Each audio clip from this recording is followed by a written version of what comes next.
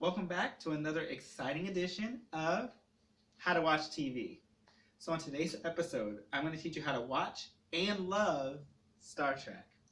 When I was a young kid, I became a huge Star Trek fan just by it being on TV. But for most people, that's not how they become fans. By most people, they become fans because of a loved one. So I want to teach you how to watch and love Star Trek to get others to love it too. So when I was dating my wife, we used to have Star Trek dates. Well, we actually had dates over the phone, and I kind of tricked her into watching an episode. And the key is this: exposure to a great episode.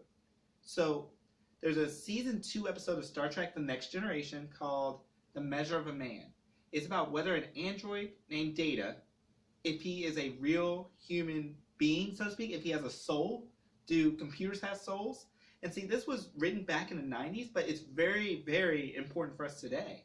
As well, we have all type of technology. The question is, does your technology have rights? If you get a flying car one day, in the next 10 years, does it have rights? If you get an android that cleans your house, do you have to give it Sundays off? This episode answers that question. I also want to talk about a myth of Star Trek that kind of drives me insane. So you have Star Trek fans and you have Star Wars fans. One, they're not the same.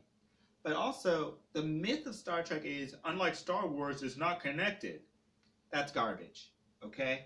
You just have to know how to watch Star Trek. So, in the Star Trek universe, I'm not going to get too deep today, but I just want to let you know, in the Star Trek universe, there's a couple of shows. One's called Voyager, Deep Space Nine's another show, Next Generation's another show, and all of those shows are actually connected. So the myth is, oh, there's no connection, you could just throw in anywhere. And you can pick up a good series at any episode, that's what makes it a good series.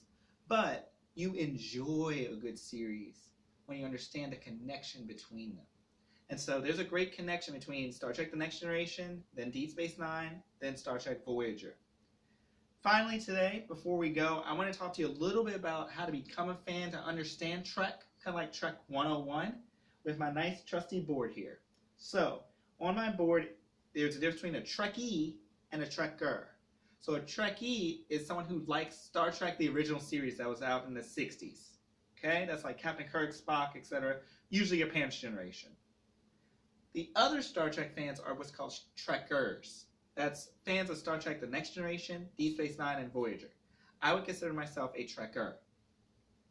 Next is rank. So when you watch Star Trek, if you watch very closely, what you'll see on their neck are little pips. And these pips tell you what rank they are. The highest rank on a ship is a captain, and that's 4 pips, as you can see there. The next rank would be a commander, which is 3 pips. After that one, it's lieutenant commander. Now this one could be a little tricky. It's 2 full pips and 1 dark pip. So as you see here, next is lieutenant, and the lowest on the pole is ensign.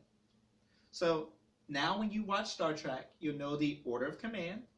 You'll also know how they all connect. And you'll most importantly know how to get your loved ones to become fans. Got to give them that really great episode that's a really good conversation starter. Well, now you know how to watch Trek, how to watch TV. I want you to like and share this video, and also in the comments below, put your favorite Star Trek episodes. If you had one episode you could show a person to make them a fan forever, what would that be?